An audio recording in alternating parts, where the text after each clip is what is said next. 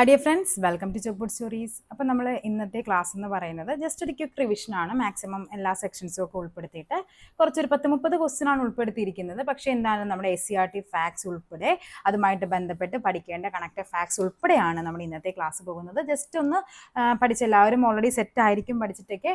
അവർക്ക് വേണ്ടിയിട്ട് ചുമ്മാ ഒന്ന് എന്താണ് പഠിച്ചതെല്ലാം ഒന്ന് നമുക്കൊന്ന് റിവിഷൻ ചെയ്യാം. ഓക്കെ, അപ്പം നമുക്ക് ഫസ്റ്റ് ക്വസ്റ്റ്യനിലേക്ക് പോകാം. എന്താ പറഞ്ഞിരിക്കുന്നത് നോക്കിക്കേ. ഒരു കുതിരശക്തി, എല്ലാം PYQs ആണ്, അതുമായിട്ട് ബന്ധപ്പെട്ട SCERT ഫാക്ട്സും ഉണ്ട്. അപ്പൊ എന്താ ചോദിച്ചിരിക്കുന്നത്? ഒരു കുതിരശക്തി അഥവാ 1 ഹോഴ്സ് പവർ എന്നത് എത്ര വാട്ടാണെന്നാണ് ചോദിച്ചിരിക്കുന്നത്. ഓക്കെ, എത്ര വാട്ടാണ് ഒരു കുതിരശക്തി എന്ന് പറയുന്നത്? അത് 746 വാട്ടാണ് അല്ലെ. 746നെയാണ് നമ്മൾ 1 ഹോഴ്സ് പവർ എന്ന് പറയുന്നത്. നീ നോക്കിക്കേ, അതായത് എന്താണ് പവർ? ടെക്സ്റ്റ് ബുക്കിൽ പറയുന്ന ഫാക്റ്റ് ആണ്, പഠിച്ചു വെക്കുക. യൂണിറ്റ് സമയത്തിൽ ചെയ്ത പ്രവൃത്തി അഥവാ പ്രവൃത്തിയുടെ നിരക്കിനെ പറയുന്നതാണ് എന്ത്? പവർ എന്ന് പറയുന്നത്. പവർ കണ്ടുപിടിക്കാനുള്ള ഇക്വേഷൻ എന്താണ്? പവർ എന്ന് പറയുന്നത് പ്രവൃത്തി ബൈ സമയമാണ്, വർക്ക് ബൈ ടൈമിനെയാണ് നമ്മൾ പവർ എന്ന് പറയുന്നത്. പവറിന്റെ യൂണിറ്റ് എന്താണ്? ചോദിച്ചു വെച്ചോ, ജൂൾ പെർ സെക്കൻഡ്. ഓക്കെ, അപ്പൊ എന്താണ് ജൂൾ എന്ന് പറയുന്നത്? ജൂൾ പ്രതി സെക്കൻഡിനെയാണ് നമ്മൾ എന്ത് പറയുന്നത്? വാട്ട് എന്ന് പറയുന്നത്. ഓക്കെ, ഇനി 1 കിലോ വാട്ട് എന്ന് പറഞ്ഞാൽ എത്രയാണ്? 1000 വാട്ടാണ്. 1 ഹോഴ്സ് പവർ എന്ന് പറയുന്നത് 746 വാട്ടിനെയാണ് 1 ഹോഴ്സ് പവർ എന്ന് പറയുന്നത്. അപ്പോൾ ഒരു കുതിരശക്തി എന്ന് പറഞ്ഞാൽ എത്രയാണ്? 746 വാട്ടാണ്. ഉണ്ടോ? ഓക്കെ ആണല്ലോ. അപ്പൊ എന്തൊക്കെയാണ് പവർ? എന്താന്ന് പറഞ്ഞു? പവറിന്റെ യൂണിറ്റ് എന്താണ്? ജൂൾ പെർ സെക്കൻഡ് ആണ്. ജൂൾ പെർ സെക്കൻഡിനെയാണ് നമ്മൾ വാട്ട് എന്ന് പറയുന്നത്. 1 കിലോ വാട്ട് എന്ന് പറഞ്ഞാൽ 1000 വാട്ടാണ്. 1 ഹോഴ്സ് പവർ എന്ന് പറയുന്നത് എത്രയാണ്? 746 വാട്ടിനെയാണ് 1 ഹോഴ്സ് പവർ എന്ന് പറയുന്നത്. കണ്ടാ, പണ്ട് വണ്ടി വലിക്കാനും മറ്റും ആവശ്യങ്ങൾക്കും കുതിരകളെയാണ് ഉപയോഗിച്ചിരിക്കുന്നത്. ഒരു കുതിരയുടെ പവറിനെയാണ് ഒരു കുതിരശക്തി എന്ന് വിശേഷിപ്പിക്കുന്നത്. ഇത് ഏകദേശം 746 വാട്ട് എന്ന് കണക്കാക്കിയിരിക്കുന്നു. ന്യൂ ടെക്സ്റ്റ് ബുക്കിൽ വ്യക്തമായിട്ട് പറഞ്ഞിരിക്കുന്ന പോയിന്റ് ആണ്. ഓക്കെ, നെക്സ്റ്റ് നോക്കാം. വേട്ടക്കാരൻ എന്നറിയപ്പെടുന്ന നക്ഷത്ര ഗണം ഏത്? വേട്ടക്കാരൻ ആരാണ് വേട്ടക്കാരൻ എന്നറിയപ്പെടുന്നത്? ഓറിയോൺ, സപ്തർഷികൾ, കാസിയോപ്പിയ, സിറിയസ്. നോക്കാം നമുക്ക്. കണ്ട, വേട്ടക്കാരൻ ടെക്സ്റ്റ് ബുക്കിൽ പറയുന്ന ഫാക്റ്റ് ആണ് ഓറിയോൺ. അപ്പൊ ഇത് പഠിച്ചു വെക്കണം. ഇത് ചോദിച്ചിട്ടുണ്ട്. കണ്ട, പണ്ട് മരുഭൂമിയിലൂടെയും കടലിലൂടെയും സഞ്ചരിച്ചിരുന്ന ആളുകൾ ദിശയറിയാൻ ഉപയോഗിച്ചിരുന്ന നക്ഷത്ര ഗണമാണ് വേട്ടക്കാരൻ അഥവാ ഓറിയോൺ. കണ്ട, ഇതാണ് സംഭവം. ഇതിനെ നമുക്ക് ഇങ്ങനെ ഒന്ന് മാച്ച് ചെയ്ത് കഴിഞ്ഞാൽ ഇതാണ് നക്ഷത്രഗണം. അതിനെ നമുക്ക് എന്താണ്? വേട്ടക്കാരന്റെ വാളും തലയും ചേർത്ത് വെക്കുന്ന രേഖ ചെന്നെത്തുന്നത് ധ്രുവ നക്ഷത്രത്തിലാണ്. ജനുവരി, ഫെബ്രുവരി, മാർച്ച് മാസങ്ങളിൽ സന്ധ്യയ്ക്ക് ശേഷം തലയ്ക്ക് മുകളിൽ കാണാം. ഇതിന്റെ വലത് ചുമലിന്റെ സ്ഥാനത്ത് ചുവന്ന് കാണുന്ന നക്ഷത്രമാണ് തിരുവാതിര. ഇമ്പോർട്ടന്റ് ആണ്. കഴിഞ്ഞൊരു പരീക്ഷയ്ക്ക് ചോദിച്ചൊരു ക്വസ്റ്റ്യൻ ആണ് എന്താ ഈ പറയുന്ന വേട്ടക്കാര നക്ഷത്രത്തിൽ എന്താണ് ചുവന്ന് കാണുന്ന നക്ഷത്രത്തിന്റെ പേരെന്ത്? എന്താണത്? തിരുവാതിരയാണ്. വേട്ടക്കാരൻ എന്റെ പേരെന്താണ്? അപ്പൊ ഓറിയോൺ. ഓക്കെ, താഴെ പറയുന്നവയിൽ ശരിയായ പ്രസ്താവന. താപത്തിന്റെ SI യൂണിറ്റ് ജൂൾ ആണ്. താപത്തിന്റെ SI യൂണിറ്റ് ഫാരൻഹീറ്റ് ആണ്. താപനിലയുടെ SI യൂണിറ്റ് സെൽഷ്യസ് ആണ്. താപനിലയുടെ SI യൂണിറ്റ് കെൽവിൻ ആണ്. ഓക്കെ, അപ്പൊ നമുക്കറിയാം ബേസിക് അടിസ്ഥാന അളവുകൾ എന്ന് പറയുന്ന ഒരു സെക്ഷൻ ഉണ്ട്. അപ്പൊ നിങ്ങൾ പഠിച്ചു വെച്ചോ, താപത്തിന്റെ SI യൂണിറ്റ് ജൂളും താപനിലയുടെ SI യൂണിറ്റ് ആണെങ്കിൽ അത് കെൽവിനുമാണ്. ഓക്കെ, അപ്പൊ ഏതാണ് ആൻസർ വരേണ്ടത്? 1ഉം 4ഉം ആണ് ആൻസർ ആയിട്ട് വരേണ്ടത്. 1ഉം 4ഉം. ഓക്കെ, അപ്പൊ ഏതാണ് ആൻസർ? 1ഉം 4 എന്ന് പറയുമ്പോൾ ഓപ്ഷൻ എ ആണ് ആൻസർ ആയിട്ട് വരേണ്ടത്. നമുക്ക് പഠിക്കാം. നീളം അടിസ്ഥാന യൂണിറ്റുകളും അവയുടെ SI യൂണിറ്റുകളാണ് പറഞ്ഞിരിക്കുന്നത്. അടിസ്ഥാന അളവുകളും SI യൂണിറ്റുകളും. നീളത്തിന്റെ SI യൂണിറ്റ് എന്താണ്? മീറ്റർ ആണ്. അത് മാസ് ആണെങ്കിൽ എന്ത് പറയും? കിലോഗ്രാം എന്ന് പറയും. കിലോഗ്രാം റെപ്രസെന്റ് ചെയ്യുന്നത് എങ്ങനെയാണെന്നും കൂടി നോക്കണം കേട്ടോ. ഇത് M എന്ന് പറയുന്നത് സ്മോൾ ലെറ്റർ M ൽ വേണം എഴുതാൻ. കിലോഗ്രാം എന്ന് പറയുന്നത് ഇങ്ങനെ kg ഇങ്ങനെ വേണം എഴുതാൻ. സെക്കൻഡ്, സമയം എന്താണ്? സമയത്തിന്റെ SI യൂണിറ്റ് സെക്കൻഡ് ആണ്. പഠിച്ചു വെക്കേണ്ട പോയിന്റ് ആണ് ഇതൊക്കെ. ഇതൊക്കെ നമുക്ക് നോർമലി അറിയാവുന്നതാണ്. നിങ്ങൾ പഠിച്ചില്ലെങ്കിലും നിങ്ങൾ ആ ഓപ്ഷനിൽ നമുക്ക് എഴുതാൻ പറ്റും. Metre, kilogram, second. വൈദ്യുത പ്രവാഹ തീവ്രത ആംപെയർ ആണ്. ആംപെയർ. ഓക്കെ, എന്താണത്? ക്യാപിറ്റൽ A ആണ് റെപ്രസെന്റ് ചെയ്യുന്നതെന്ന് ഓർത്തിരിക്കുക. അപ്പൊ ഇലക്ട്രിക് കറന്റിന്റെ SI യൂണിറ്റ് എന്താണ്? അത് ആംപെയർ ആണ്. താപനില കെൽവിൻ ആണ്. താപമാണെങ്കിൽ ജൂൾ ആണ്, താപനിലയാണെങ്കിൽ കെൽവിൻ ആണ്. രണ്ടും വ്യത്യാസമുണ്ട്, തെറ്റിപ്പോകരുത്. പദാർത്ഥത്തിന്റെ അളവ് മോൾ, മോളിനെ എങ്ങനെയാണ് MOL, അതെങ്ങനെയാണ് പ്രതീകം MOL, മോൾ. ഇതാണ് അതിന്റെ റെപ്രസെന്റ് ചെയ്യുന്നത്. പ്രകാശ തീവ്രതയുടെ SI യൂണിറ്റ് ലൂമിനൻസ് ഇന്റൻസിറ്റി, എപ്പോഴും ചോദിക്കുന്നതാണ് ലൂമിനൻസ് ഇന്റൻസിറ്റി അഥവാ പ്രകാശ തീവ്രത. കാൻഡിലയാണ്, നോക്കിക്കേ CD ആണത് റെപ്രസെന്റ് ചെയ്യുന്നത്. ഓക്കെ, അപ്പൊ ഇതെല്ലാം എന്ത് ചെയ്യണം, ജസ്റ്റ് ബേസിക് ആയിട്ടുള്ള യൂണിറ്റുകളാണ്. ഇത് 7 നിങ്ങൾ ഈ അടിസ്ഥാന യൂണിറ്റുകളെ ബേസ് ചെയ്തിട്ടാണ് പുതിയത് വരുന്നത്. അപ്പൊ ഇതെന്തായാലും നിങ്ങൾ എന്ത് ചെയ്യണം, ഈ 7 നന്നായിട്ട് പഠിച്ചിട്ടുണ്ടാവണം. നെക്സ്റ്റ് നോക്കാം. രചനാദോബ് സ്ഥിതി ചെയ്യുന്നത്, ജോഗ്രഫി പോർഷനിൽ വന്ന ക്വസ്റ്റ്യൻ ആണ് രചനാദോബ്. ഈ നിങ്ങൾക്ക് ഇത് പേരിൽ നിന്ന്, ഈ ദോബുകൾ പുതിയ ടെക്സ്റ്റ് ബുക്കിലാണ് പറയുന്നത്. ദോബുകൾ പഴയ ടെക്സ്റ്റ് ബുക്കിൽ ഈ ഒരു ദോബ് എന്ന് പറയുന്ന കൺസെപ്റ്റ് നമുക്ക് SCERT 10th ഉണ്ടായിരുന്നില്ല. പക്ഷേ പുതിയ ടെക്സ്റ്റ് ബുക്ക് വന്നപ്പോഴേക്കും ഈ ദോബ് എന്ന് പറയുന്ന കൺസെപ്റ്റിലേക്ക് അവർ എത്തിയിട്ടുണ്ട്. അപ്പൊ പഠിച്ചു വെച്ചു. നോക്കിക്കേ, രചന, ആ പേരിൽ നിന്ന് നമുക്ക് കിട്ടും. രചന, രവിയാണ്. ചിന എന്ന് പറയുമ്പോൾ എന്താണ്, ചിനാബാണ്. അപ്പൊ രവി ചിനാബ് നദികൾക്കിടയിലുള്ള ആ ഒരു പ്രദേശത്തെയാണ് എന്താ പറയുന്നത്, രചനാദോബ്. 2 നദികൾക്കിടയിലുള്ള പ്രദേശമാണ് ഈ പറയുന്ന ദോബ് എന്ന് പറയുന്നത്. അങ്ങനെയാണെങ്കിൽ ബിയാസ് എന്തായിരിക്കും, ബിയാസ് അത് പഠിച്ചു വെക്കണം.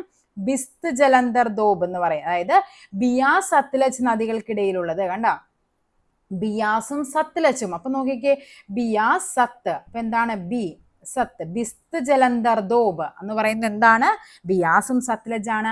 ബാരി ദോബ്, ബാരി എന്ന് പറയുമ്പോൾ എന്തായിരിക്കും, ബിയാസിനും രവിക്കും ഇടയിലാണ്.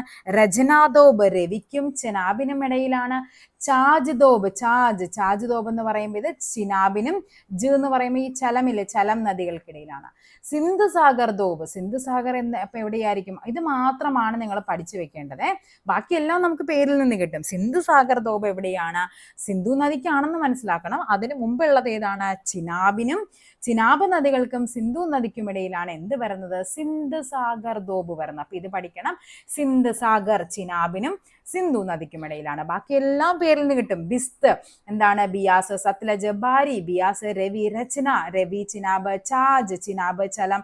സിന്ധു സാഗർ ആണെങ്കിൽ എവിടെയാണ്, ചലത്തിനും ചിനാബിനും ഇടയിലാണ് അല്ലെ എന്ത് വരുന്നത്, അതായത് അങ്ങനെ സിന്ധു ചലം ചിനാബ് നദികൾക്കിടയിലാണ് വരുന്നത്, സിന്ധു നദിക്കുമിടയിൽ. കണ്ട, അങ്ങനെ സ്ഥിതി ചെയ്യുന്നതാണ് എന്ത് പറയുന്നത്, സിന്ധു സാഗർ ദോബ്. ചലം ചിനാബ് നദികൾക്കും പിന്നെ എന്താണ്, ചലമുണ്ട്, ചിനാബുണ്ട്, സിന്ധു, അതിന്റെ ഇടയ്ക്ക് വരുന്ന ആ ഒരു സ്ഥലത്തെയാണ് സിന്ധു സാഗർ ദോബ് എന്ന് പറയുന്നത്. പഠിച്ചു വെക്കേണ്ട പോയിന്റ് ആണ് ലാസ്റ്റ് പോയിന്റ്.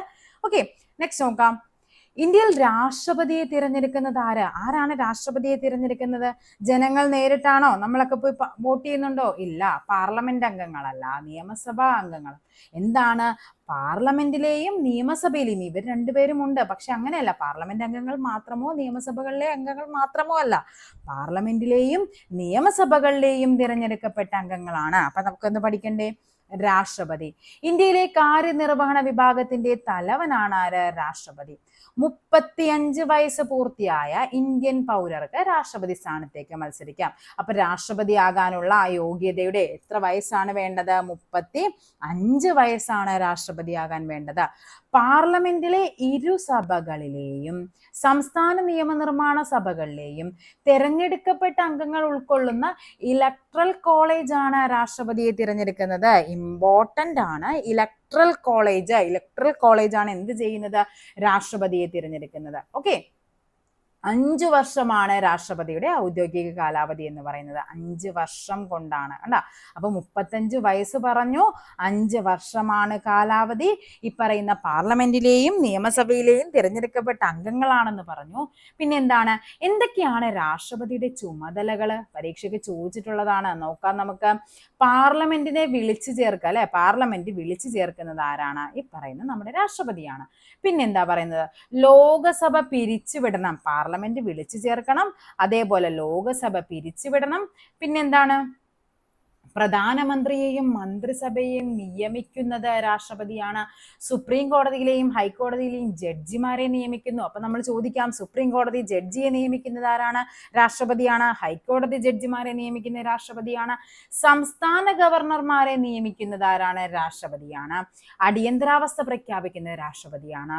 പ്രതിരോധ സേനകളുടെ സർവ്വസൈന്യാധിപനായി പ്രവർത്തിക്കുന്നത് ആരാണ്? രാഷ്ട്രപതിയാണ്. ഇതൊക്കെയാണ് നമ്മുടെ രാഷ്ട്രപതിയുടെ ചുമതല എന്ന് പറയുന്നത്. അപ്പൊ എന്തൊക്കെയാണ് രാഷ്ട്രപതിയുടെ ചുമതലകള്? ഏതൊക്കെയാണ്? രാഷ്ട്രപതി എന്തൊക്കെയാണ് നമ്മൾ പറഞ്ഞ? പാർലമെന്റ് വിളിച്ചു ചേർക്കണം, ലോകസഭ പിരിച്ചുവിടണം, പ്രധാനമന്ത്രിയെ മന്ത്രിസഭയെ നിയമിക്കണം, സുപ്രീം കോടതി ഹൈക്കോടതി ജഡ്ജിമാരെ നിയമിക്കണം, സംസ്ഥാന ഗവർണർമാരെ നിയമിക്കണം, അടിയന്തരാവസ്ഥ പ്രഖ്യാപിക്കണം, പ്രതിരോധ സേനകളുടെ സർവ്വസൈന്യാധിപനായി പ്രവർത്തിക്കണം. പിന്നെന്താണ്? ഇനി നമുക്ക് ചോദിക്കട്ടെ, രാഷ്ട്രപതി ആർക്കാണ് രാജിക്കത്ത് സമർപ്പിക്കുന്നത്? രാഷ്ട്രപതി രാജി സമർപ്പിക്കുന്നത് ആർക്കാണ്? ഉപരാഷ്ട്രപതിക്ക്. ഉപരാഷ്ട്രപതിക്കാണ് ആര് രാജിക്കത്ത് കൊടുക്കേണ്ടത്? രാഷ്ട്രപതി. രാഷ്ട്രപതിയുടെ അഭാവത്തിൽ ആരാണ് അത് കൈകാര്യം ചെയ്യുന്നത്? ഉപരാഷ്ട്രപതി ആയിരിക്കും രാഷ്ട്രപതിയുടെ അഭാവത്തിൽ ആ കാര്യങ്ങളൊക്കെ അവിടെ കൈകാര്യം ചെയ്യുന്ന വ്യക്തി എന്ന് പറയുന്നത്. ഓക്കെ. പാർലമെന്റിന്റെ പ്രധാന ചുമതല എന്ത്? പൗരന്മാരുടെ അവകാശ സംരക്ഷണം, നിയമനിർമ്മാണം, പ്രശ്നങ്ങൾക്ക് ചർച്ചയിലൂടെ പരിഹാരം കാണൽ, കൃത്യമായ ഭരണം കാഴ്ചവെക്കൽ. പാർലമെന്റ് എന്ന് പറയുന്നത് ശരിക്കും എന്താണ്? നിയമങ്ങൾ നിർമ്മിക്കാനാണ്. അതൊന്ന് ദേ ഇവിടെ കിടപ്പുണ്ട് കണ്ട. പാർലമെന്റിന്റെ പ്രധാന ചുമതലകൾ. നിങ്ങൾ ഈ ഒരു ബോക്സ് പഠിക്കണം. നിങ്ങൾക്ക് ഒരു സ്റ്റേറ്റ്മെന്റ് ലെവലൊക്കെ ക്വസ്റ്റ്യൻസ് കയറി ചോദിക്കാൻ പറ്റുന്നതാണ്. ടെക്സ്റ്റ് ബുക്ക് ഫാക്ട് ആണ് പറഞ്ഞിരിക്കുന്നത്. എക്സിക്യൂട്ടീവിനെ നിയന്ത്രിക്കുക, ഇംപീച്ച്മെന്റ് നടപടികൾ ജുഡീഷ്യൽ അധികാരിയായി പ്രവർത്തിക്കുക, ഭരണഘടനാ ഭേദഗതി പരിഗണിക്കലും അംഗീകരിക്കലും ചെയ്യുക, രാഷ്ട്രപതി ഉപരാഷ്ട്രപതി തിരഞ്ഞെടുപ്പുകളിൽ പങ്കാളികളാവുക, പൊതുഖജനാവിന്റെ സംരക്ഷകനായി പ്രവർത്തിക്കുക, നിയമം നിർമ്മിക്കുക. ഇത്രയുമാണ് പാർലമെന്റിന്റെ ചുമതലകൾ എന്നായിട്ട് ടെക്സ്റ്റ് ബുക്കിൽ പറഞ്ഞിരിക്കുന്ന ഫാക്ട്സ് എന്ന് പറയുന്നത്. ഓക്കെ, നെക്സ്റ്റ് നോക്കാം നമുക്ക്. സൂര്യഗ്രഹണത്തിന് കാരണമാകുന്ന ശരിയായ ക്രമീകരണം എന്ത്? സൂര്യഗ്രഹണമാണ് ചോദിച്ചിരിക്കുന്നത്. എന്താണ് വരേണ്ടത് നോക്കാം നമുക്ക്. ഭൂമിക്കും സൂര്യനും ഇടയിൽ ചന്ദ്രൻ വരുന്നു. എങ്ങനെയാണത് വരേണ്ടത്? അത് ശ്രദ്ധിച്ച് പഠിക്കണം, തെറ്റിപ്പോകരുത്. എന്താണ്? ഭൂമി അല്ലെ? നമുക്കറിയാം സൂര്യഗ്രഹണമായാലും ചന്ദ്രഗ്രഹണമായാലും ഞാൻ പറഞ്ഞിട്ടുണ്ട്, ആദ്യം വരേണ്ടത് സൂര്യനാണ്. ഓക്കെ, അങ്ങനെ തന്നെ എഴുതി വെക്കുക, സൂര്യൻ. ഇനി സൂര്യഗ്രഹണമാണ് എങ്കിൽ പറയുമ്പോൾ നമുക്ക് ആരെ വേണം? ചന്ദ്രനെ നടുക്ക് നിർത്തണം. ഓക്കെ, ചന്ദ്രൻ ഭൂമി, ഇങ്ങനെയാണ് വരേണ്ടത്. ഇനി ചന്ദ്രഗ്രഹണമാണെങ്കിലോ ഇവിടെ എന്ത് വരും? ഭൂമി വരും. ഇവിടെ എന്താണ്? ചന്ദ്രൻ വരും. ഇതാണ് എന്ത്? സൂര്യഗ്രഹണം. ഇത് ചന്ദ്രഗ്രഹണമായിട്ട് വരുന്നത്. അപ്പൊ എന്താണ്? ഭൂമിക്കും സൂര്യനും ഇടയിൽ ചന്ദ്രൻ വരുന്നു. ഇതിനെയാണ് നമ്മൾ എന്ത് പറയുന്നത്? സൂര്യഗ്രഹണം എന്ന് പറയുന്നത്. ദേ കിടക്കുന്നു കണ്ട. ഭൂമിക്കും സൂര്യനും ഇടയിൽ ആര് വരുന്നു? ചന്ദ്രൻ വരുന്നു. കണ്ട, ഇതിനെയാണ് നമ്മൾ സോളാർ എക്ലിപ്സ് എന്ന് പറയുന്നത്. ഭൂമിയെ പരിക്രമണം ചെയ്യുമ്പോൾ ചന്ദ്രൻ അപൂർവമായി ഭൂമിക്കും സൂര്യനും ഇടയിൽ നേർരേഖയിൽ വരുന്നു. ചന്ദ്രന്റെ നിഴൽ വീഴുന്ന പ്രദേശങ്ങൾക്ക് എന്താണ്? ചന്ദ്രന്റെ മറവ് കാരണം സൂര്യനെ കാണാൻ സാധിക്കില്ല. ഇതിനെയാണ് നമ്മൾ സൂര്യഗ്രഹണം എന്ന് പറയുന്നത്. അതായത് നമുക്കറിയാം സൂര്യൻ ഇവിടെ ഇങ്ങനെ നിന്നു, ആ വെട്ടം നമുക്കറിയാം നമ്മുടെ കണ്ണിൽ പതിക്കുമ്പോഴാണ് നമുക്ക് എന്ത് പറ്റുന്നത്? നമ്മൾ ഈ പറയുന്ന സൂര്യനെ കാണുന്നത് അല്ലെ. അപ്പൊ ഇതിനിടക്ക് വേറൊരാൾ വന്ന് നിൽക്കുവാണ്, ചന്ദ്രൻ. ഇവിടെ നമ്മുടെ ഭൂമിയുമുണ്ട്. ഇതിങ്ങനെ വന്ന് ഈ പ്രകാശം ഇതിൽ തട്ടി വരുമ്പോഴേക്കും ഇതിങ്ങനെ കുറെ ഇങ്ങോട്ടൊക്കെ പോകുന്നുണ്ട് അല്ലെ, ഇങ്ങനെ വരും. അപ്പൊ ഈ ഒരു വശങ്ങളിൽ എന്താണ്? ഇരുണ്ടിരിക്കും. അപ്പൊ ഈ വശങ്ങളിലുള്ളവർക്ക് എന്ത് പറ്റില്ല? സൂര്യനെ കാണാൻ പറ്റില്ല.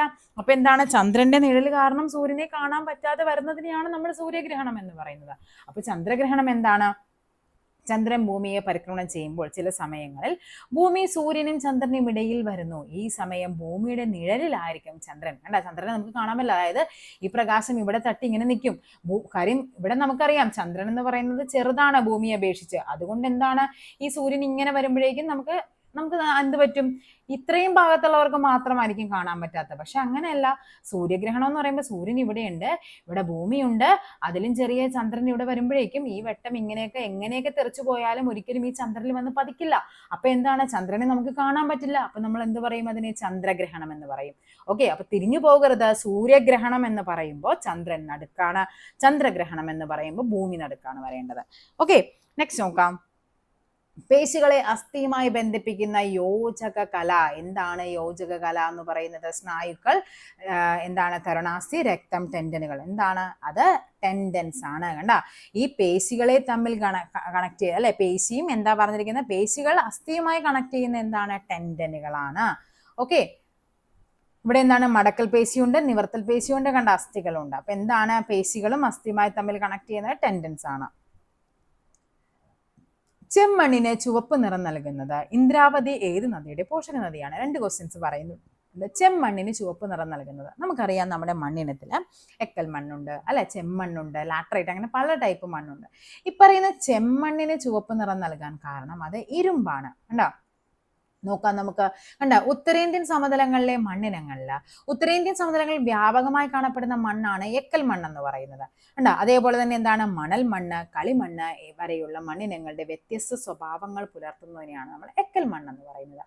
രാജസ്ഥാനിൽ കുറഞ്ഞ വിസ്തൃതിയിൽ കാണപ്പെടുന്ന ഇവ ഗുജറാത്തിന്റെ സമതലങ്ങൾ പ്രദേശങ്ങൾ വ്യാപകമായി കാണുന്നു. ഗംഗാ സമതലത്തിൽ 2 വ്യത്യസ്തങ്ങളായ എക്കൽ മണ്ണുണ്ട്. പഠിച്ചു വെക്കേണ്ട പോയിന്റ് ആണ് ഖാദറും ബങ്കറും. ഓക്കെ, എന്താണ് ഖാദർ എന്ന്? ബങ്ക് എന്ന് പറയുമ്പോൾ പഴയ മണ്ണും ഖാദർ എന്ന് പറയുമ്പോൾ പുതിയ മണ്ണുമാണ്. നോക്കാം നമുക്ക് ഇവയുടെ സവിശേഷതകൾ. ബ്രഹ്മപുത്ര ഗംഗാ സമതലത്തിന്റെ കീഴ്ഘട്ടത്തിലും മധ്യഘട്ടത്തിലും കാണപ്പെടുന്ന മണ്ണ് കൂടുതലും എന്താണ് കളിമണ്ണ് കലർന്നതായി കാണപ്പെടുന്നു. കൃഷിക്ക് ഏറ്റവും അനുയോജ്യമായാണ് എന്ത് എക്കൽ മണ്ണെന്ന് പറയുന്നത്. ഇനി നമുക്ക് അടുത്തതിലേക്ക് പോകാം. മധ്യഗംഗാ സമതലത്തിന്റെ തെക്കൻ ഭാഗങ്ങളിലായിട്ട് എന്തുണ്ട്? ചെമ്മണ്ണ് കാണപ്പെടുന്നു. ഇരുമ്പിന്റെ സാന്നിധ്യമാണ് ഈ മണ്ണിന് എന്താണ് ചുവപ്പ് നിറം നൽകുന്നത്. ഇതല്ലേ നമ്മളോട് ചോദിച്ചിരിക്കുന്നത്? ഇരുമ്പിന്റെ സാന്നിധ്യമാണ് മണ്ണിന് ചുവപ്പ് നിറം നൽകുന്നത്. സുന്ദർബൻ ഡെൽറ്റ പ്രദേശങ്ങളിൽ കാണപ്പെടുന്ന മണ്ണാണ് എന്താ ലവണ മണ്ണെന്ന് പറയുന്നത്. ഓക്കെ, പൊതുവെ ഈ മണ്ണിൽ ഉപ്പിന്റെ അംശം വളരെ കൂടുതലാണ്. മണലും പശ്ചിമ മണ്ണും കൂടിക്കലർന്ന മണ്ണാണിത്. ഡെൽറ്റ പ്രദേശങ്ങളിൽ അനുഭവപ്പെടുന്ന സമുദ്രജല കയറ്റമാണ് ഈ പ്രദേശങ്ങളിൽ ഇത്തരം മണ്ണുണ്ടാവാൻ കാരണമായിട്ട് വരുന്നത്. ഓക്കെ, ഇനി നമുക്ക് നോക്കാം. അടുത്ത ക്വസ്റ്റ്യൻ എന്തായിരുന്നു? ഇന്ദ്രാവതി ഏത് നദിയുടെ പോഷക നദിയാണ്? അപ്പൊ എന്ത് ചെയ്യണം? നദികളും പോഷക നദികളും പഠിക്കണം. മഹാനദിയുടെ ഉത്ഭവം എവിടെയാണ്? റായ്പൂരിലെ സിഹാവയിൽ നിന്ന് ഉത്ഭവിക്കുന്നു. ഓക്കെ, ഇബ്ബ്, ടെല്ല എന്നിവയാണ് പോഷക നദികൾ. പഠിക്കണം. ഛത്തീസ്ഗഡ്, ഒഡീഷ, മധ്യപ്രദേശൊക്കെയാണ് വരുന്നത്. അപ്പൊ ഛത്തീസ്ഗഡിൽ നിന്ന് ഉത്ഭവിക്കുന്നുണ്ട്. ഇബ്ബ്, ടെല്ല മഹാനദിയുടെ പോഷക നദികളാണ്. ഇബ്ബ്, ടെല്ല. ഗോദാവരി എവിടെയാണ്? മഹാരാഷ്ട്രയിലെ നാസിക്കിൽ നിന്ന് ഉത്ഭവിക്കുന്നു. പ്രൺഹിത, ഇന്ദ്രാവതി, ശബരി. അപ്പൊ ഇന്ദ്രാവതി എന്തിൻ്റെതാണ്? ഗോദാവരിയുടെ പോഷക നദിയാണ് ഗോദാവരി. ഓക്കെ, മഹാനദി നമ്മൾ പറഞ്ഞല്ലോ എന്തൊക്കെയാണ്? ഇബ്ബ്, ടെല്ലാണ്. കൃഷ്ണ എന്താണ്? തുംഗഭദ്ര, ഭീമ, കൊയ്ന എന്തിന്റെയാണ്? എവിടെയാണ്? മഹാരാഷ്ട്രയിലെ മഹാബലേശ്വർ അല്ലെ. കൃഷ്ണൻ ആരായിരുന്നു? മഹാബലേശ്വരനായിരുന്നു. അപ്പൊ എവിടെ നിന്നാണ് കൃഷ്ണ ഉത്ഭവിക്കുന്നത്? മഹാരാഷ്ട്രയിലെ മഹാബലേശ്വറിൽ നിന്നാണ് കൃഷ്ണ ഉത്ഭവിക്കുന്നത്. ഇത് പലപ്പോഴും പരീക്ഷയ്ക്ക് ചോദിച്ചിട്ടുള്ളൊരു പോയിന്റ് ആണ്. അപ്പൊ ഓർത്തിരിക്കുക, കൃഷ്ണ ആയിരുന്നു? മഹാനായ ഒരു മഹാബലേശ്വരനായിരുന്നു കൃഷ്ണൻ എന്ന് ഓർത്തിരിക്കുക. അപ്പൊ കൃഷ്ണ എവിടെ നിന്നാണ്? മഹാരാഷ്ട്രയിലെ മഹാബലേശ്വർ. പ്രധാന പോഷക നദികളാണ് എന്തൊക്കെ? തുംഗഭദ്ര, ഭീമ, കൊയ്ന എന്നിവ.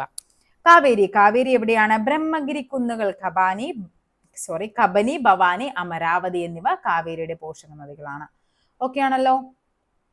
കണ്ട, ഇത് 4 നമ്മളോട് കണ്ട. മഹാനദി ചോദിച്ചിട്ടുണ്ട്, കൃഷ്ണ പറഞ്ഞിട്ടുണ്ട്, കാവേരി പറഞ്ഞിരുന്ന 4 ആ ഓപ്ഷനിലും തന്നിരിക്കുന്നത്. അപ്പൊ എന്ത് ചെയ്യണം? നിങ്ങൾ ഈ 4ന്റെയും പോഷക നദികൾ എന്ത് ചെയ്തിരിക്കണം? പഠിച്ചിരിക്കണം. സ്വാതന്ത്ര്യാനന്തരം നാട്ടുരാജ്യങ്ങളെ ഇന്ത്യൻ യൂണിയനിൽ ലയിപ്പിക്കുന്നതിന് സ്വീകരിച്ച മാർഗങ്ങൾ എന്തെല്ലാം? സൈനിക നടപടി, ലയനക്കരാർ, അനുരഞ്ജനം. ഒക്കെ എന്തൊക്കെയായിരുന്നു? ഇവ 3 ഉണ്ടായിരുന്നു അല്ലെ.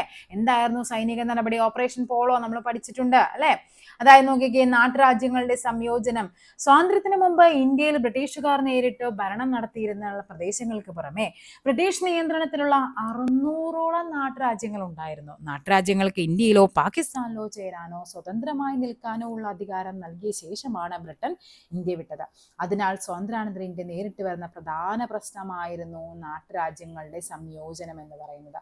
ഇത് ശ്രമകരമായ ഒരു ദൗത്യമായിരുന്നു. കേന്ദ്ര മന്ത്രിസഭയിലെ എന്താണ് സംസ്ഥാനങ്ങളുമായി ബന്ധപ്പെട്ട വകുപ്പിന്റെ ചുമതല ആർക്കായിരുന്നു? സർദാർ വല്ലഭായ് പട്ടേൽ. അതുകൊണ്ടാണ് അദ്ദേഹത്തിനെ അല്ലെ ഈ നാട്ടുരാജ്യങ്ങളെല്ലാം ഉരുക്കി അദ്ദേഹം ചേർത്തു. അതുകൊണ്ടാണ് അദ്ദേഹത്തെ ഉരുക്കു മനുഷ്യൻ എന്നറിയപ്പെടുന്നത്.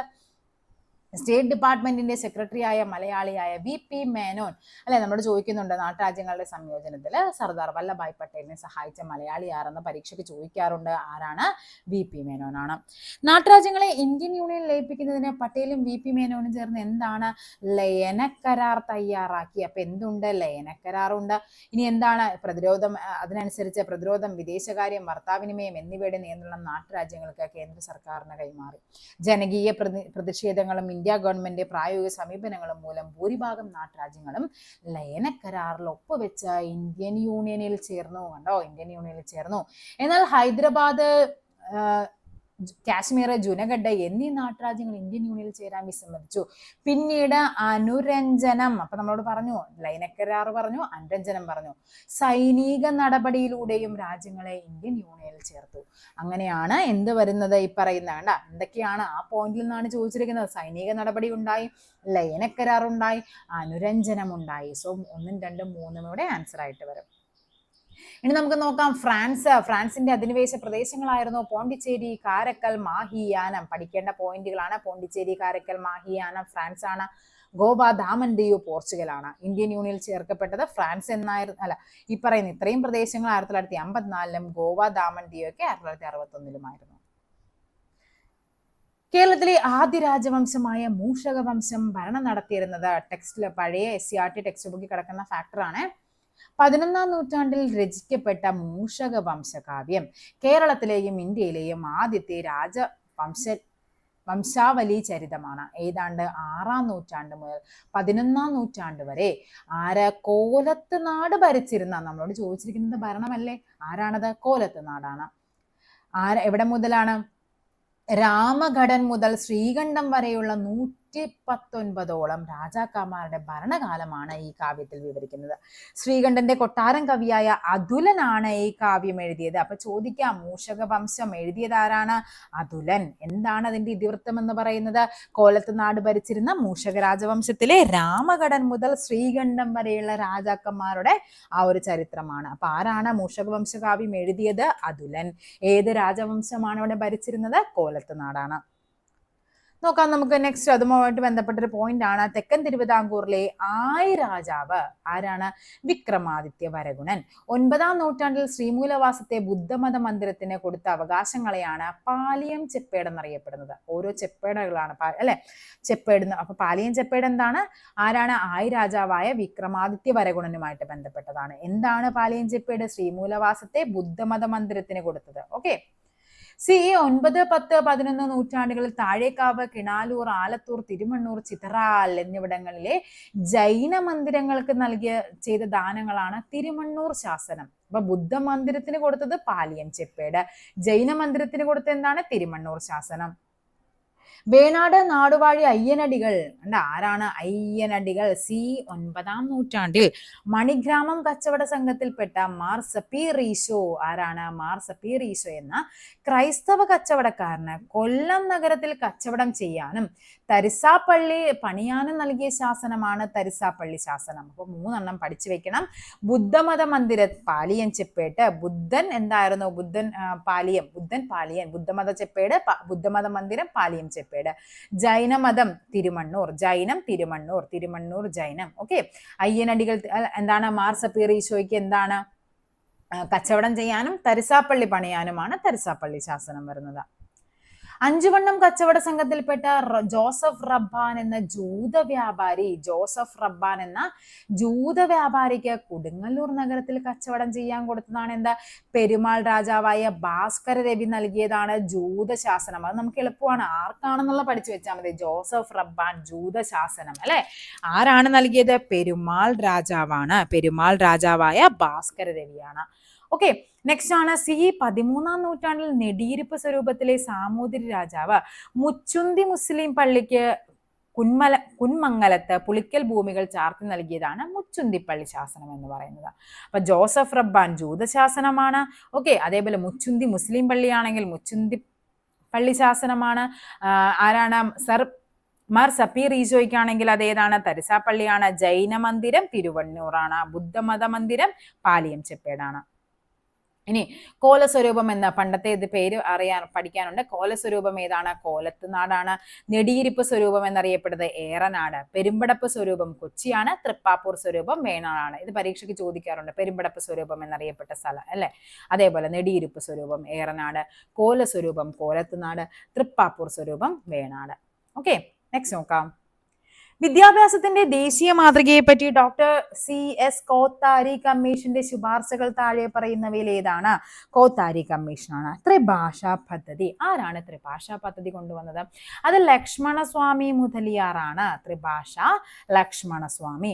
10+2+3 ആരാണ്? കോത്താരി കമ്മീഷന്റെ ശുപാർശയാണ് 10+2+3.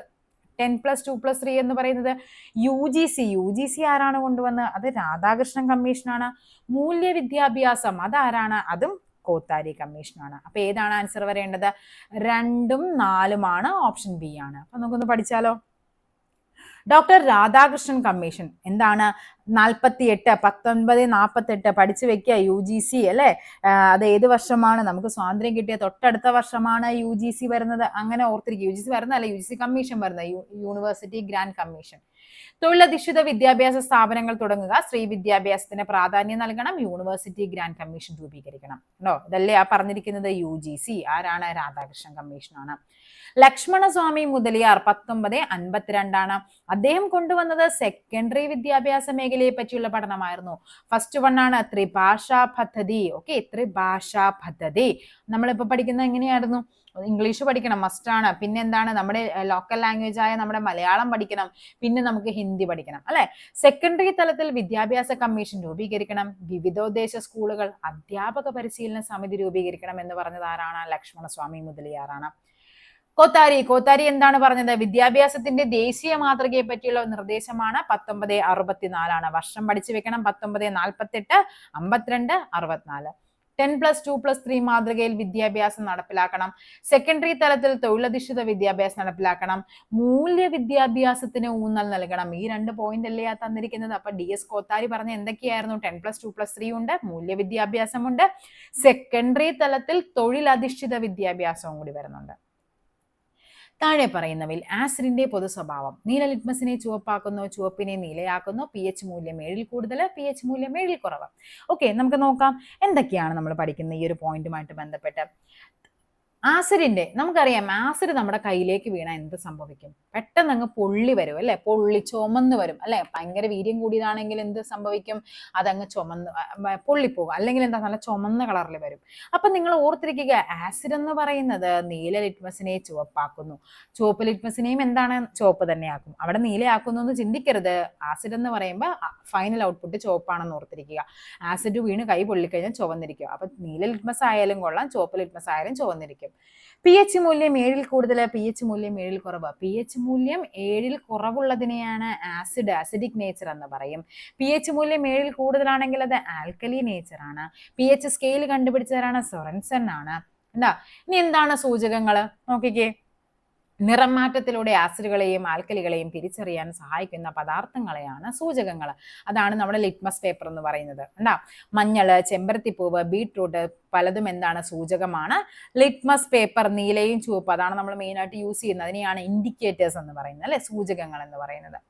നോക്കാം, നീല ലിറ്റ്മസ് പേപ്പർ ആസിഡിൽ വെച്ച് കഴിഞ്ഞാൽ എന്ത് പറ്റും? ചുവപ്പാകും. ആൽക്കലി ആണെങ്കിൽ അത് നീലയായി മാറും. ഇത് പരീക്ഷയ്ക്ക് ചോദിക്കുന്നതാണ്. അല്ല, ഇത് ചോദിക്കും. ഫിനോഫ്തലിൻ ചോദിക്കാറുണ്ട്. ഫിനോഫ്തലിൻ നീല ലിറ്റ്മസിൽ ആസിഡിൽ വെച്ചാൽ അതിന് നിറമില്ല. ഉണ്ടോ? ഈ മീഥൈൽ ഓറഞ്ച് ആസിഡിൽ വെക്കുമ്പോൾ ഇളം പിങ്ക് ആകും, ആൽക്കലി ആണെങ്കിൽ അത് ഇളം മഞ്ഞയാകും. ഈ ഒരു ബോക്സ് നിങ്ങൾ ജസ്റ്റ് ഒന്ന് ഓർത്തിരിക്കുക. ടെക്സ്റ്റ് ബുക്കിൽ പറഞ്ഞിരിക്കുന്നുണ്ട്. ഈ ഒരു 3 എപ്പോഴും ചോദിക്കുന്നതാ. ബാക്കിയുള്ളതും നമുക്ക് കയറി ചോദിക്കാൻ ചാൻസ് ഉള്ളതാണ്, പഠിച്ചു വെക്കാം. തെർമോപ്ലാസ്റ്റിക്കിന് ഉദാഹരണം. തെർമോപ്ലാസ്റ്റിക് ഉണ്ട്, തെർമോസെറ്റിംഗ് പ്ലാസ്റ്റിക് ഉണ്ട്. അപ്പൊ എന്താണ് തെർമോപ്ലാസ്റ്റിക്, എന്താണ് തെർമോസെറ്റിംഗ് പ്ലാസ്റ്റിക് എന്ന് പറയുന്നത്? ഒരു പ്ലാസ്റ്റിക് എടുത്തിട്ട് നമുക്ക് എന്താണ് ഉരുക്കി നമുക്ക് വീണ്ടും അതിനെ യൂസ് ചെയ്യാൻ പറ്റുമെങ്കിൽ അതിനെ തെർമോപ്ലാസ്റ്റിക് എന്ന് പറയും. ഒരു പ്ലാസ്റ്റിക് എടുത്ത് അതിനെ അത് ഉരുക്കി അല്ലെങ്കിൽ ഒരു പ്ലാസ്റ്റിക്കിന് ഒരു സാധനം ഉണ്ടാക്കി കഴിഞ്ഞു കഴിഞ്ഞാൽ അത് സെറ്റായി പോയി, പിന്നെ നമുക്ക് അതിനെ ഒന്നും ചെയ്യാൻ പറ്റില്ല. അതിനെയാണ് തെർമോസെറ്റിംഗ് പ്ലാസ്റ്റിക്. അത് ഓൾറെഡി സെറ്റായി. അപ്പൊ നമുക്ക് നോക്കാം. ചൂടാക്കുമ്പോൾ ഉണ്ടാകുന്ന മാറ്റത്തിന്റെ അടിസ്ഥാനത്തിൽ പ്ലാസ്റ്റിക്കുകളെ 2ആയി തിരിക്കാം. ചൂടാക്കുമ്പോൾ മൃദുവാകുകയും തണുപ്പിക്കുമ്പോൾ ദൃഢമാവുകയും ചെയ്യുന്ന പ്ലാസ്റ്റിക്കിനെയാണ് തെർമോപ്ലാസ്റ്റിക് എന്ന് പറയുന്നത്. നമുക്ക് എത്ര തവണ വേണമെങ്കിലും ഇങ്ങനത്തെ സാധനങ്ങൾ നമുക്കറിയാം. ഈ പ്ലാസ്റ്റിക് ഒക്കെ വീടുകളിൽ പെറുക്കാൻ വേണ്ടി വരുന്നവര് ചില പ്ലാസ്റ്റിക്കുകൾ കൊണ്ടുപോകും, ചിലത് അവർ കൊണ്ടുപോയില്ല. എന്തുകൊണ്ടാണെന്ന് നിങ്ങൾ ചിന്തിച്ചിട്ടുണ്ടോ? മെയിൻ റീസൺ ഇതാണ്. കാര്യം അവർക്കത് കൊണ്ടുപോയിട്ട് ഒരു ഉപകാരവും ഇല്ല. അത് തെർമോസെറ്റിംഗ് പ്ലാസ്റ്റിക് ആണ്. അവർക്കത് കൊണ്ടുപോയി കഴിഞ്ഞാൽ വെറുതെ അത് കൊണ്ടുപോകാന്നേ ഉള്ളൂ, അല്ലാണ്ട് ഒന്നും അവർക്കത് റീയൂസ് ചെയ്യാൻ പറ്റില്ല. പക്ഷെ മറ്റു പ്ലാസ്റ്റിക്കുകൾ അങ്ങനെയല്ല, വീണ്ടും നമുക്ക് റീയൂസ് ചെയ്യാം. ഇപ്പൊ ചില വീഡിയോസ് ഒക്കെ കാണില്ലേ, നല്ല ഇങ്ങനെ പാവക്കുട്ടികളൊക്കെ ആയിട്ട് വരും, പല ബക്കറ്റും കസേരയുടെ ഒക്കെ ഇങ്ങനെ സാധനങ്ങളൊക്കെ കൊണ്ടുപോയി അത് റീയൂസ് ചെയ്ത് പാവക്കുട്ടികളൊക്കെ ഉണ്ടാക്കി വരുന്നത്. ഇനി എന്താണ്? നിർമ്മാണ വേളയിൽ ചൂടായ അവസ്ഥയിൽ മൃദുവായിരിക്കുകയും എന്നാൽ തണുപ്പിക്കുമ്പോൾ സ്ഥിരമായി ദൃഢമാവുകയും ചെയ്യുന്നതിനെ തെർമോസെറ്റിംഗ്. സെറ്റായി പോയി ഉണ്ടാ. ദൃഢമായി കഴിഞ്ഞാൽ ഇവയെ ചൂടാക്കി വീണ്ടും എന്താണ് മാറ്റം വരുത്താനായിട്ട് പറ്റില്ല. നോക്കാം നമുക്ക്. പോളിത്തീൻ എന്ന് പറയുമ്പോൾ എന്താണ്? തെർമോപ്ലാസ്റ്റിക്കിന് ഉദാഹരണമാണ്. പാക്കറ്റുകൾ, ട്യൂബുകൾ, കണ്ടെയ്നറുകളൊക്കെ നിർമ്മിക്കാൻ. പോളിവിനൈൽ ക്ലോറൈഡ് PVC എന്തിനാണ്? Electrical wiring, plumbing, shoes, hand ബാഗുകളൊക്കെ, റെയിൻകോട്ട്, ബോട്ടില്, ഫർണിച്ചറുകളൊക്കെ നിർമ്മിക്കാൻ. അപ്പൊ പോളിത്തീനും പോളിവിനൈൽ ക്ലോറൈഡും എന്താണ്? ഈ പറയുന്ന തെർമോപ്ലാസ്റ്റിക് ആണ്. തെർമോസെറ്റിംഗ് ആണെങ്കിൽ എന്താണ്? ബേക്കലൈറ്റ്, പ്ലഗ്, സ്വിച്ച്, ബട്ടൺ, വൈദ്യോപകരണങ്ങളൊക്കെ ബേക്കലൈറ്റ് ആണ്. മെലാമിൻ, ഫോർമാൽഡിഹൈഡ് റെസിൻ എന്താണ്? പൊട്ടാത്ത പ്ലാസ്റ്റിക് പാത്രങ്ങളൊക്കെ തെർമോസെറ്റിംഗ് ആണ്. ഓക്കെ, അപ്പൊ ഇവിടുത്തെ ആൻസർ ഏതാണ് വരേണ്ടത്? ബേക്കലൈറ്റ് ആണ്. ഇത് രണ്ടും എന്താണ്? ഇത് പ്ലാസ്റ്റിക് ആണ്. ഓക്കെ, ഇതും തെർമോപ്ലാസ്റ്റിക് ഉദാഹരണം അല്ലാത്തതാണ് ചോദിച്ചിരിക്കുന്നത്. ബേക്കലൈറ്റ് എന്ന് പറയുന്നത് തെർമോസെറ്റിംഗ് പ്ലാസ്റ്റിക് ആണ്. താഴെ കൊടുത്തിരിക്കുന്നവയിൽ ഹൈഡ്രജൻ വാതകം ഉണ്ടാകുന്നത് ഏത് സന്ദർഭത്തിലാണ്? എപ്പോഴാണ് ഹൈഡ്രജൻ ഉണ്ടാകുന്നത്? ഹൈഡ്രോക്ലോറിക് ആസിഡ് സിങ്കുമായി പ്രവർത്തിക്കുമ്പോഴാണ് എന്തുണ്ടാകുന്നത്? ഹൈഡ്രജൻ. നമ്മൾ പഠിച്ചിട്ടുണ്ടല്ലേ, പലതും പറഞ്ഞു തന്നിട്ടുണ്ടത്. നേർപ്പിച്ച ഹൈഡ്രോക്ലോറിക് ആസിഡ് സിങ്കുമായി പ്രവർത്തിക്കുമ്പോഴുണ്ടാകുന്ന വാതകമാണ് ഹൈഡ്രജൻ. കണ്ട, അത് വ്യക്തമായിട്ട് ടെക്സ്റ്റ് ബുക്കിൽ പറയുന്ന ഫാക്റ്റ് ആണ്. അങ്ങനെ തന്നെയാണ് ആ ചോദിച്ചിരിക്കുന്നത് കയറി. ഹൈഡ്രജൻ എന്ന് പറയുന്നത് കത്തുന്ന വാതകമാണ്. ടെസ്റ്റ് ട്യൂബിൽ ഹൈഡ്രജൻ വാതകം പുറത്തേക്ക് വരുമ്പോൾ, ഇതാണ് നമ്മൾ പോപ്പ് ടെസ്റ്റ് എന്ന് പറയുന്നത്. ഇങ്ങനെ പുറത്തേക്ക് വരുമ്പോഴേക്കും അതങ്ങ് പെട്ടെന്ന് ശബ്ദത്തോടുകൂടി കത്തും. കാർബണേറ്റ്, മുട്ടത്തോട്, ചോക്ക്, മാർബിൾ എന്നിവയിൽ കാൽഷ്യം കാർബണേറ്റ് അടങ്ങിയിരിക്കുന്നു. ആസിഡുകൾ കാർബണേറ്റുകളുമായി പ്രവർത്തിക്കുമ്പോൾ ഉണ്ടാകുന്നത് എന്താണ്? കാർബൺ ഡൈ ഓക്സൈഡ് ആണ്. കാർബൺ ഡൈ ഓക്സൈഡ് തീ കെടുത്തുന്ന വാതകമാണ്. അപ്പൊ എന്ത് പഠിക്കുക നിങ്ങൾ? ആസിഡ് കാർബണേറ്റുകളുമായി പ്രവർത്തിക്കുമ്പോൾ ഉണ്ടാകുന്ന വാതകമാണ് എന്ത്? Carbon dye oxide. ഇമ്പോർട്ടന്റ് ആണ്. ഇവിടെ ചോദിച്ചിരിക്കുന്നത് എന്താണ്? ഹൈഡ്രോക്ലോറിക് ആസിഡ് സിങ്കുമായി പ്രവർത്തിക്കുമ്പോൾ, അല്ലെങ്കിൽ ചോദിക്കും ഹൈഡ്രോക്ലോറിക് ആസിഡ് ആസിഡുകൾ ലോഹവുമായി പ്രവർത്തിക്കുമ്പോൾ ഉണ്ടാകുന്ന വാതകം ഏതാണ്? ഹൈഡ്രജൻ ആണ്. നെക്സ്റ്റ് നോക്കാം. ഇന്ത്യൻ ഭരണഘടന ശില്പി ആരാണ്? ഇന്ത്യൻ ഭരണഘടന ശില്പി നമുക്കറിയാം അല്ലെ, BR അംബേദ്കർ ആണ്. ഇന്ത്യൻ ഭരണഘടനാ ദിനം എന്നാണ്? ഭരണഘടനാ ദിനം November 26 ഇന്ത്യൻ ഭരണഘടന ഏത് അനുച്ഛേദത്തിലാണ് വിദ്യാഭ്യാസ അവകാശം പറയുന്നത്? വിദ്യാഭ്യാസ അവകാശം എവിടെയാണ് പറയുന്നത്? ആർട്ടിക്കിൾ 21A എന്ത് പറയുന്നത്? പറയുന്ന വിദ്യാഭ്യാസ അവകാശത്തെ പറ്റി പറയുന്നത്. ഞാൻ ബാക്കിയെല്ലാം ഉൾപ്പെടുത്തിയിട്ടുണ്ട്, കാണിച്ചു തരാം. ഇന്ത്യൻ പാർലമെന്റ് ഏത് വർഷമാണ് ഭക്ഷ്യസുരക്ഷാ ബില്ല്? 2013 ഭക്ഷ്യസുരക്ഷാ ബില്ല് പാസ്സാക്കുന്നത്. ലോകത്തിലെ ഏറ്റവും വലിയ എഴുതപ്പെട്ട ഭരണഘടനയുള്ള രാജ്യമാണ് ഏത്? ഏറ്റവും വലിയ ഭരണഘടന നമ്മുടെ ഇന്ത്യയുടേതാണ്. സ്വത്തവകാശം മൗലികാവകാശത്തിന്റെ ഭാഗമല്ല എന്ന് പറഞ്ഞത് ഏതാണ്? 44 ഭേദഗതി 1978. ഓക്കെ, 42 ഭേദഗതി 1976 പറഞ്ഞു തന്നിട്ടുണ്ട്. 4ഉം 2ഉം കൂടി കൂട്ടുമ്പോൾ 6 42 ഭേദഗതി 76 4 കൂടി കൂട്ടുമ്പോൾ ഏതാണ്? 8 അതേതാണ്? 78 73 നമ്മുടെ നഗരപാലിക പഞ്ചായത്ത് രാജ് വരുന്നത്. 73ഉം 74ഉം വരുന്നത്. 86 ഭരണഘടനാ ഭേദഗതി വിദ്യാഭ്യാസ അവകാശവുമായി ബന്ധപ്പെട്ടതാണ്. ഇന്ത്യയിൽ സംസ്ഥാനങ്ങളിലെ ഏറ്റവും ഉയർന്ന കോടതി ഏതാണ്? സംസ്ഥാനങ്ങളിൽ അത് നമ്മുടെ ഹൈക്കോടതിയാണ്. ഇന്ത്യൻ ഭരണഘടനയിൽ മൗലിക കർത്തവ്യങ്ങൾ ഉൾപ്പെടുത്തിയിരിക്കുന്നത് ഏതിലാണ്? ഭാഗം 4 മൗലിക കർത്തവ്യം 4A മൗലിക കർത്തവ്യങ്ങൾ ഉൾപ്പെടുത്തിയിരിക്കുന്നത്.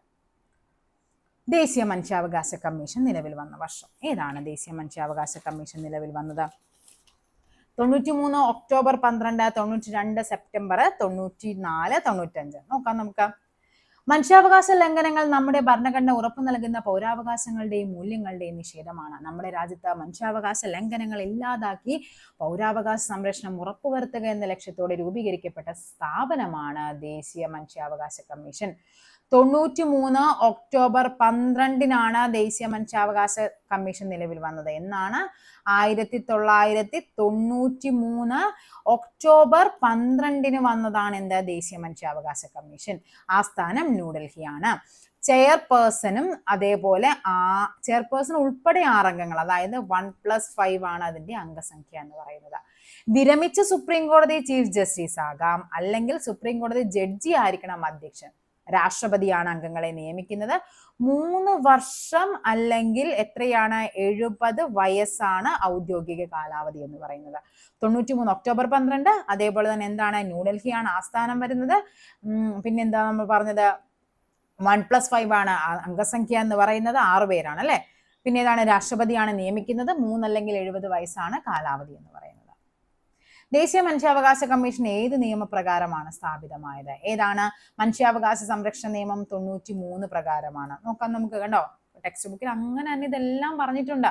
93 സെപ്റ്റംബർ 28 പ്രാബല്യത്തിൽ വന്ന മനുഷ്യാവകാശ സംരക്ഷണ നിയമം, ഇത് പ്രകാരമാണ് ദേശീയ സംസ്ഥാന തലങ്ങളിൽ മനുഷ്യാവകാശ കമ്മീഷൻ പ്രവർത്തിക്കുന്നത്. കണ്ടാ, ഈ ഒരു പോയിന്റിൽ നിന്നാണ് ആ ക്വസ്റ്റ്യൻ ചോദിച്ചിരിക്കുന്നത്. ഫുൾ നിങ്ങളുടെ SCERT ടെക്സ്റ്റ് ബുക്കുകളാണ് നമ്മുടെ ഈ പറയുന്ന 10th പ്രിലിംസ് ലെവലിലൊക്കെ പരീക്ഷകൾക്ക് കറക്റ്റ് ആയിട്ട് ചോദിക്കുന്നത്. 10th പ്രിലിംസ് LDCക്കൊക്കെ നമ്മൾ 10 വരെ ടെക്സ്റ്റ് ബുക്ക് വൃത്തിയായിട്ട് പഠിക്കുക. ഇപ്പൊ എന്താണ് പ്ലസ് 1 പ്ലസ് 2 കൂടി പഠിക്കണം. സംസ്ഥാന മനുഷ്യാവകാശ കമ്മീഷനുമായി ബന്ധപ്പെട്ട പ്രസ്താവനകൾ ശരിയായത് നോക്കാം നമുക്ക്. 93 ഡിസംബർ 11 സംസ്ഥാന മനുഷ്യാവകാശ കമ്മീഷൻ നിലവിൽ വന്നത്. ആണോ?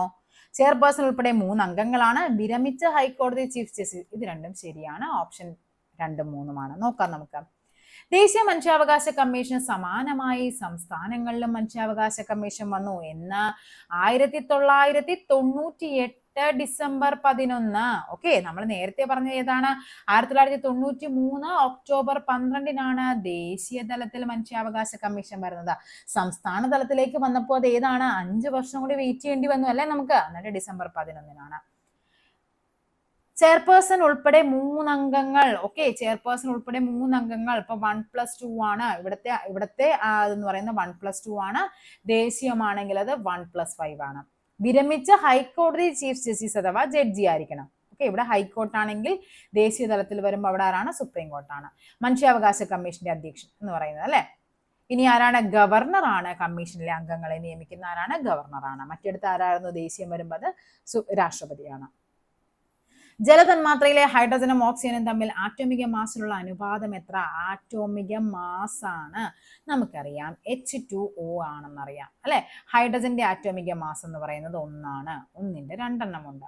ഓക്സിജന്റെ ആറ്റോമിക മാസ് എന്ന് പറയുന്നത് 16 ആണ്. ഓക്കെ, അപ്പൊ ഇവിടെ എത്ര വരും? 2:16. കട്ട് ചെയ്യുമ്പോൾ 1:8 എന്ന് വരും.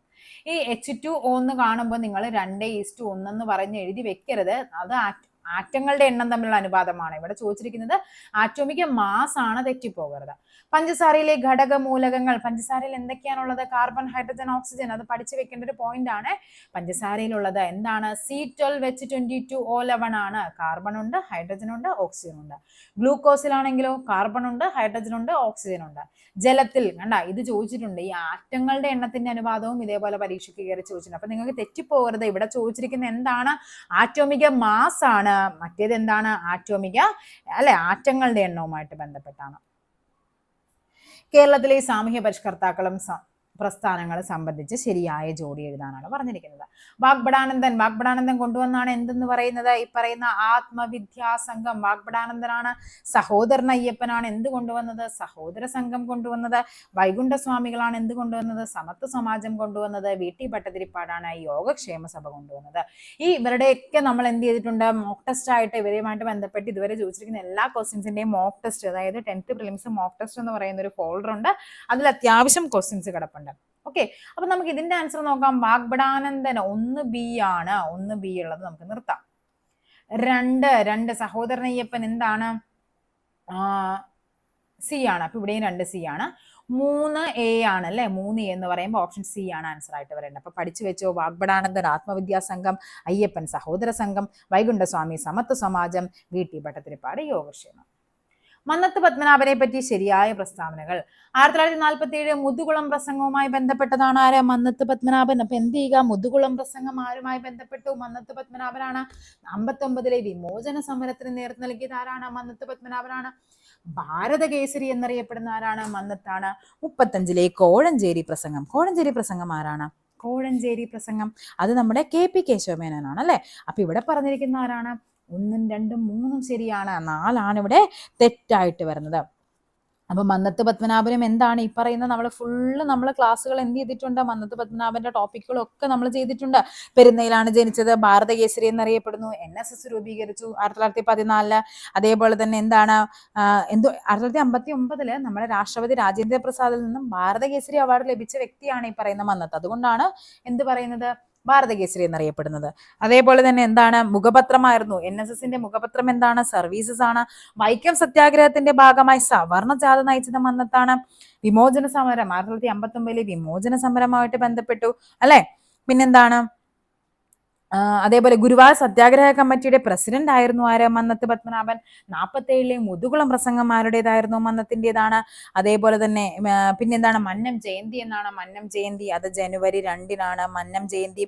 അദ്ദേഹത്തിന്റെ ആത്മകഥയാണ് എൻ്റെ ജീവിത സ്മരണകൾ. എൻ്റെ ജീവിത സ്മരണകൾ എന്ന് പറയുന്നത് അദ്ദേഹത്തിന്റെ ആത്മകഥയാണ്. ഓക്കെ, കോഴഞ്ചേരി പ്രസംഗമാരാണ് സി കേശവനാണ്. മുതുകുളം പ്രസംഗമാരാണ് മന്നത്താണ്. ജീവശിഖ ജാഥ നടത്തിയത് അങ്കമാലി മുതൽ തിരുവനന്തപുരം വരെ. സവർണ ജാഥ എവിടെയാണ്? സവർണ ജാഥ അതാണ് നമ്മുടെ ആര് നടത്തിയത്? നമ്മുടെ സവർണ ജാഥ നടത്തിയതാണ് നമ്മുടെ മന്നത്ത്. അതെവിടെ മുതൽ എവിടം വരെയാണ്? അത് വൈക്കം മുതൽ തിരുവനന്തപുരം വരെയാണ്, തെറ്റിപ്പോകരുതേ. ഓക്കെ, അദ്ദേഹത്തിന്റെ ഭാര്യ ആരാണ്? ഭാര്യ നമ്മുടെ കൊച്ചി ലെജിസ്ലേറ്റീവ് അസംബ്ലിയിൽ നിന്ന് അംഗമായ ആദ്യ വനിതയായ തോട്ടക്കാട്ട് മാധവിയമ്മയാണ് മന്നത്തിന്റെ ഭാര്യ എന്ന് പറയുന്നത്. നെക്സ്റ്റ് നോക്കാം. സ്വാതന്ത്ര്യത്തിനുള്ള അവകാശം, സമത്വത്തിനുള്ള അവകാശം, മതസ്വാതന്ത്ര്യം, ചൂഷണം. ഓക്കെ, എന്താണ് സ്വാതന്ത്ര്യത്തിനുള്ള അവകാശം പറയുന്നത്? 19 മുതൽ 22 വരെയാണ് സ്വാതന്ത്ര്യം പറയുന്നത്. സമത്വം പറയുന്നത് എവിടെയാണ്? 14 മുതൽ 18 വരെയാണ് സമത്വം പറയുന്നത്. മതസ്വാതന്ത്ര്യം പറയുന്നത് 25 മുതൽ 22 വരെ, 28 വരെയാണ്. ചൂഷണമാണെങ്കിൽ ഇതാണ് ആൻസർ. ഏതാണ് വരേണ്ടത്? 1D, 2C, 3A ആണ്, 4B ആണ്. ഓപ്ഷൻ എ ആണ്. നമുക്ക് പഠിക്കാം, നോക്കാം. കണ്ട, മൗലിക അവകാശങ്ങൾ നമുക്കറിയാം. 6 മൗലിക അവകാശങ്ങളാണ് നമുക്കുള്ളത്. അതിൽ ഫസ്റ്റ് വൺ ആണ് സമത്വത്തിനുള്ള അവകാശം, അല്ലെ? 14 മുതൽ 18 വരെയാണ് സമത്വം പറയുന്നത്. സ്വാതന്ത്ര്യമാണെങ്കിൽ 19 മുതൽ 22 വരെ. ചൂഷണത്തിനെതിരായ അവകാശമാണെങ്കിൽ 23-ഉം 24-ഉം. മതസ്വാതന്ത്ര്യമാണെങ്കിൽ 25-ഉം 28-ഉം. സാംസ്കാരികവും വിദ്യാഭ്യാസപരവുമായ അവകാശങ്ങളാണെങ്കിൽ 29-ഉം 30-ഉമാണ്. ഭരണഘടനാപരമായ പരിഹാരമാണെങ്കിൽ 32-ആണ്. ഓക്കെ, അന്യായമായി തടങ്കൽ വെച്ചിരിക്കുന്ന ഒരു വ്യക്തിയെ ഹാജരാക്കുന്നതിന് സുപ്രീം കോടതി പുറപ്പെടുവിക്കുന്ന റിട്ടാണ് എന്തെന്ന് പറയുന്നത്? ഏതാണത്? ഹേബിയസ് കോർപ്പസ്, കോ വാറന്റോ, മാൻഡമസ്, ഏതാണ്? സെർഷ്യോററി. ഏതാണ് വരുന്നത്? അന്യായമായി തടങ്കൽ വെച്ചിരിക്കുന്ന ഒരു വ്യക്തിയെ ഹാജരാക്കുന്നതിന്, ബോഡി ഹാജരാക്കാൻ പറയുന്നത് ഹേബിയസ് കോർപ്പസ് ആണ്.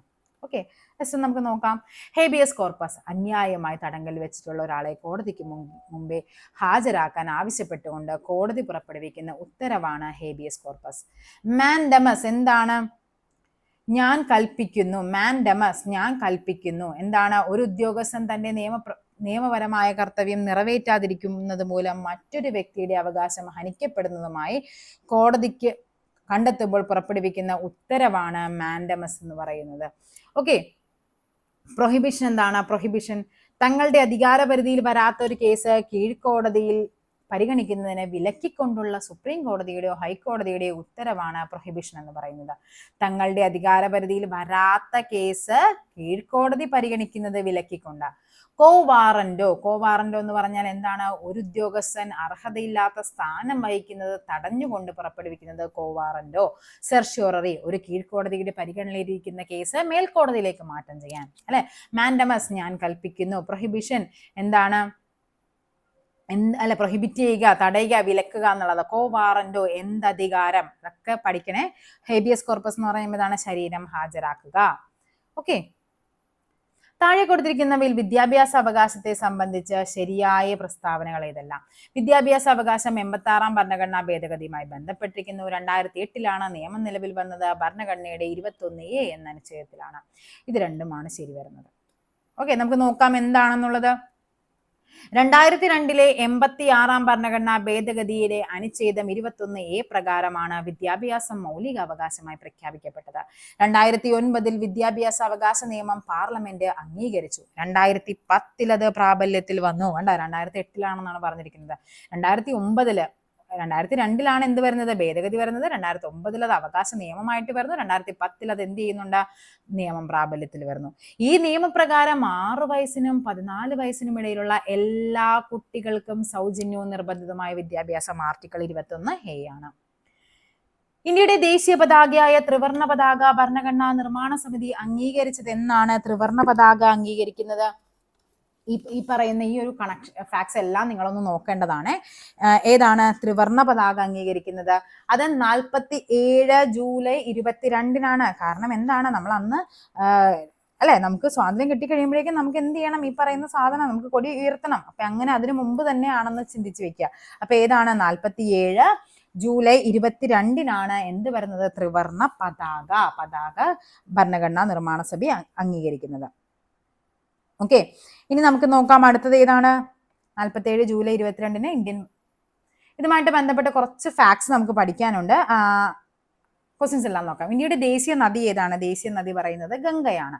ഇന്ത്യയുടെ ദേശീയ ഗീതം രചിച്ചത്, ദേശീയ ഗീതം ആരാണ് രചിച്ചത്? ദേശീയ ഗീതം, ദേശീയ ഗാനം. ദേശീയ ഗാനം ഏതാണ്?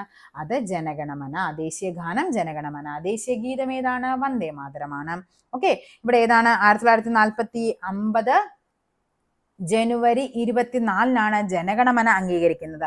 വന്ദേ മാതരം അംഗീകരിക്കുന്നതും എന്നാണ്? 1950 ജനുവരി 24-നാണ്. പിന്നെ എന്തൊക്കെയാ നമുക്ക് പഠിക്കാനുള്ളത്? ജനഗണമന രചിച്ചത് ആരാണ്? ടാഗോറാണ് ജനഗണമന രചിക്കുന്നത്. വന്ദേ മാതരം രചിച്ചത് ആരാണ്? ബങ്കിം ചന്ദ്ര ചാറ്റർജിയാണ്. ഇത് ഏത് ഭാഷയാണ്? ബംഗാളി ഭാഷയാണ് വരുന്നത്. രണ്ടും ബംഗാളി തന്നെയാണ് പറയുന്നത്. ഓക്കെ, ഇതിന് സംഗീതം നൽകിയത് ക്യാപ്റ്റൻ രാംസിംഗ് താക്കൂറാണ് ജനഗണമനയ്ക്ക് സംഗീതം നൽകിയത്. വന്ദേ മാതരത്തിന് സംഗീതം നൽകിയത് ആരാണ്? ജാദുനാഥ് ഭട്ടാചാര്യയാണ്. ഇതിന്റെ ആലാപന സമയം 52 സെക്കൻഡ്, കുറഞ്ഞ സമയം എന്ന് പറയുന്നത് 20 സെക്കൻഡ് ആണ്. ഇവിടെ ഏതാണ്? 65 സെക്കൻഡ് ആണ്. ഇവിടുത്തെ രാഗം എന്ന് പറയുന്നത് ശങ്കരാഭരണമാണ്. ശങ്കരാഭരണം രാഗമാണ് ജനഗണമന. വന്ദേ മാതരം രചിച്ചത് ദേശീരാഗമാണ്. ഓക്കെ, ജനഗണമന ആദ്യമായി ആലപിക്കുന്നത് 1911-ലെ INC സമ്മേളനമാണ്. INC സമ്മേളനം ഏതാ? കൊൽക്കത്ത സമ്മേളനമാണ്. ബിയന്തർ അധ്യക്ഷനായിരുന്നത്. ഇനി ഇവിടെ വന്ദേ മാതരം ആദ്യമായി ആലപിക്കുന്നത് 1896-ലെ കൊൽക്കത്ത സമ്മേളനമാണ്. ഓക്കെ,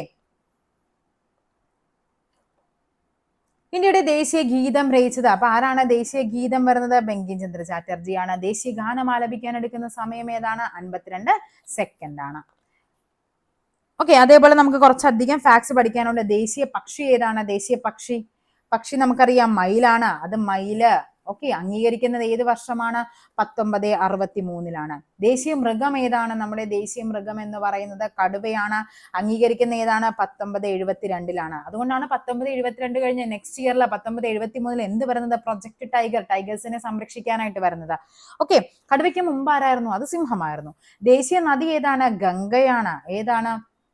2008 നവംബർ 4-നാണ് ഗംഗയെ പ്രഖ്യാപിക്കുന്നത്.